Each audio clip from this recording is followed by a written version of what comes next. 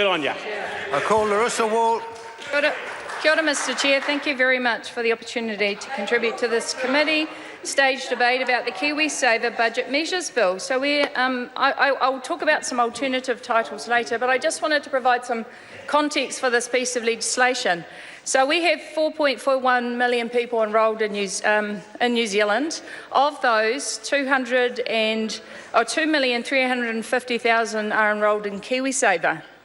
Of those people who are enrolled, 352,000 are 0 to 17-year-olds. So actually our children have engaged in this process and are taking advantage of our KiwiSaver because, like us, we want them to prepare for their future. 78% aren't enrolled. That's 2.12 million people. But within that cohort, actually, 338,000 people had opted out. So this bill actually has relevance to 1.7 million New Zealanders. So that's the 40% of New Zealanders who aren't enrolled in KiwiSaver. I'd like to highlight that of those not enrolled, New Zealanders who earn under 30,000 are actually the most disadvantaged. They're the ones who have not chosen to opt into KiwiSaver, and presumably because of their circumstances. So I want to take the opportunity to also highlight the Greens supplementary order paper, which would retain the $1,000 kickstart for those holding a community services card. Why that cohort? Because actually that's the cohort of low to middle income earners who aren't engaging. So it's very much about ensuring that those who aren't in the system have opportunities to participate. Now, I've been looking at an Inland Revenue Who is Enrolling in KiwiSaver report. It's dated February 2015. It was prepared by the KiwiSaver Evaluation Steering Group.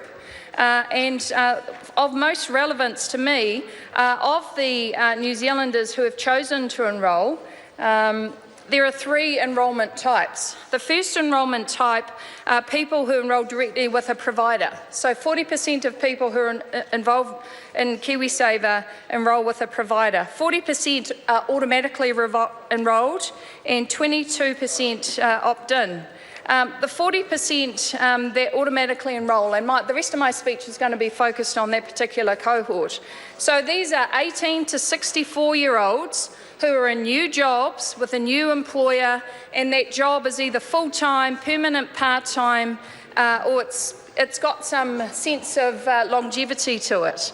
And herein lies some of the titles that I think this bill should have, actually.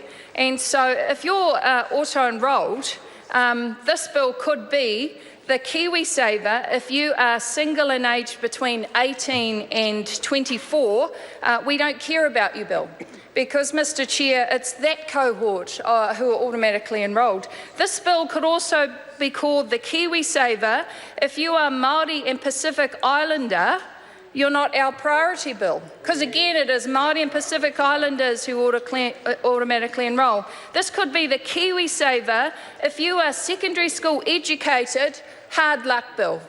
Because actually, hard luck to you, you've only got a secondary school education, so too bad, we're going to take this opportunity away from you. This could also be called the KiwiSaver if you are working in lower white-collar positions, work longer hours to feed your family bill. How about we title it that? What about this one, the KiwiSaver if you are working in retail, trade and accommodation industry, get more tips bill. Because you've got to go and do things yourself. Obviously, this government doesn't care about you. And finally, what about the KiwiSaver if you are earning $30,000 or less in employment income? Be grateful with what you've got, Bill. And from our perspective, this is the lack of analysis of this piece of legislation in terms of who this piece of legislation is going to hurt the most.